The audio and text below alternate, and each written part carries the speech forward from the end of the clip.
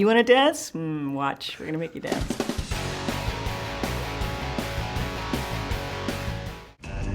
Here he is, the Wizard of Wall Street himself. The name is Lee Gates. The show is Money Monster. Without risk, there is no reward. Should I sell? Should I unload? Get some balls! Man up! Who's that guy on camera 2? You want to complain about it? Go ahead. Who is it? Anybody know? Was it a union thing? Cut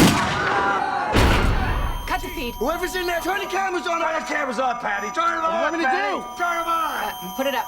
So what a nail biter this movie was. Oh, good, good. Now you get to rough up George Clooney and yell at him a lot. Was it fun? You shouldn't bite your nails, by the way. And he's also kind of your boss too, the producer on the movie. Was it fun, or were you a little nervous? No, I guess I was nervous to begin with, but I think that's a good thing about the job we do. If the script requires, you know, physicalities and whatever, it does help to break the ice quite quickly.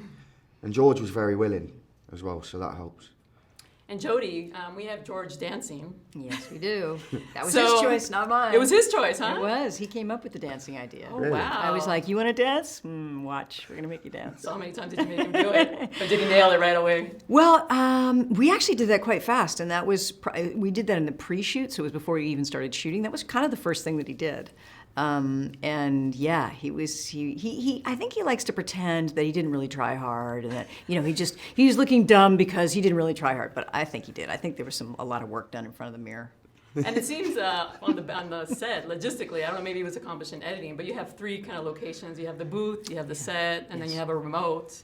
You shot individually and then got to put it together in editing? Well, and we have South Africa and Korea and Iceland and different places around the world that are watching this thing happen in real time. I mean, that really was the great challenge of the movie, is to have one single event that is experienced by all these people in all these different walks of life all over the world and have it happen simultaneously. Of course, when you're making a movie over the course of 48 days or something, that's a jigsaw puzzle.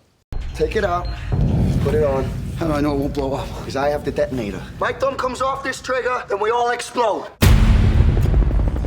The accent, was it hard to master? I mean, as an American, I couldn't do it.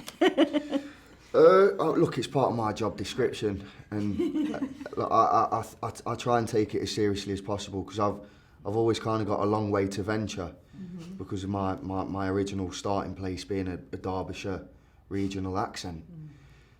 So yeah, I mean, it helps with the uniform of the character, definitely. He worked really hard, I have to say. I was so impressed. And part of who Kyle is how he sounds. So it's sort of the process of knowing a character is walking like him and talking like him. And for me, it was full immersion. It was really, really wonderful to watch him. Mm-hmm.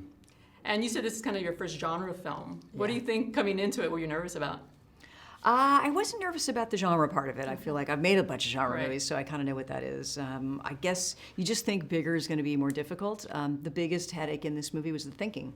So much of the prep that had to go into making a film like this that has so many moving parts, and just technically so difficult. That was my biggest fear. And since we are talking Wall Street and the whole financial world, yes. are you a little skeptical about it as well? Well, we've embraced capitalism, and the system is a good system. It's just that there are a lot of abuses, and that's really what the film is talking about, is this opportunity for abuses. We saw that in 2008, of course, with the mortgage crisis, and how banks were a part of that sort of cycle of bubble crash.